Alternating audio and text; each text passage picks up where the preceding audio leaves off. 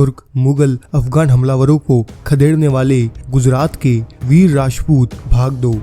ठाकुर रणबलजी जाडेजा खीरसरा। जूनागढ़ के नवाब ने खीरसरा पर 2 बार हमला किया, लेकिन रणबलजी ने उसे हरा दिया। युद्ध की जीत की याद में जूनागढ़ की 2 तोपें खीरसरा के गढ़ में मौजूद है।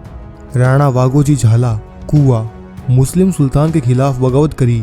सुल्तान ने खलील खान को भेजा, लेकिन वाघोजी ने उसे मार भगाया। तब सुल्तान खुद बड़ी सेना लेकर आया। वाघोजी रण में वीर गति को प्राप्त हुए और उनकी रानी सती हुई। राणा श्री विक्रमादित्य जेठवा छाया। खीमोजी के पुत्र विक्रमादित्य द्वितीय ने पोरबंदर को मुगलों से जीत लिया, वहां पर गढ़ का निर्माण कराया। तब से आज तक पोरबंदर जेठवाओं की गद्दी रही है।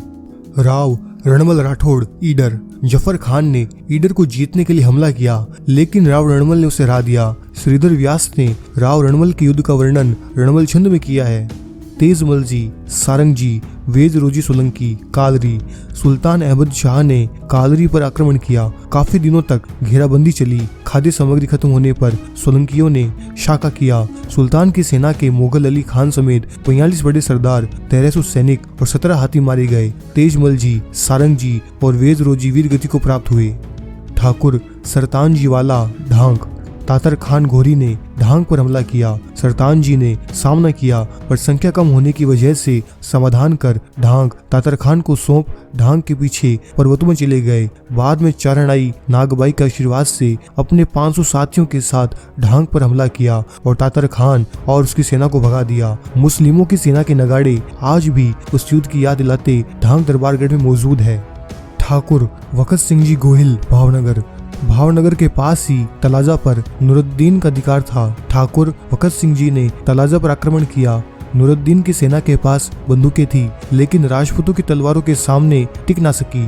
वखत सिंह जी ने खुद अपने हाथों से नूरुद्दीन को मारकर तलाजा पर कब्जा किया। रणबल जी जाडेजा राजकोट। राजकोट ठाकुर मेहरामन जी को मारकर मासूम खान ने राजकोट को मासूमाबाद बनाया। मेहरामन जी के बड़े पुत्र रणबल जी और उनके 6 भाइयों ने 12 वर्षों बाद मासूम खान को मारकर राजकोट और सरदार को जीत लिया। अपने 6 भाइयों को 6 गांव की जागीर सौंप खुद राजकोट की गद्दी पर बैठे। जैसा जी और वेजा जी सरवैया अमरेली।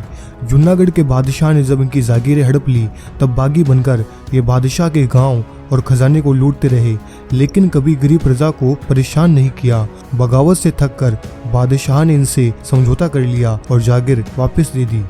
राम मंडलिक जूनागढ़।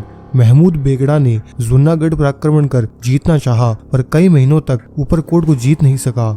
इससे चिढ़कर जूनागढ़ के गांवों को लूटने लगा और प्रजा का कत्लेआम करने लगा। तब राम मंडलिक और उनकी राजपूती सेना ने शाका कर बेगड़ा की सेना पर हमला किया। संख्या कम होने की वजह से राम मंडलिक ईडर की ओर सहायता प्राप्त करने निकल गए।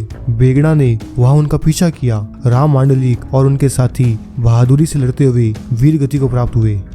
कनकदास चौहान चांपानेर।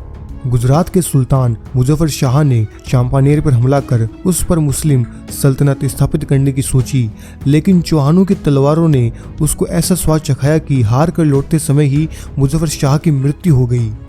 विजयदास वाजा सोमनाथ। सुल्तान मुजफ्फर शाह ने सोमनाथ को लूटने के लिए आक्रमण किया, लेकिन विजयदास वाजा ने उसका सामना करते हुए उसे वापस लौटने को मजबूर कर दिया। 2 साल बाद सुल्तान बड़ी सेना लेकर आया। विजयदास ने बड़ी वीरता से उसका सामना कर वीर गति प्राप्त की।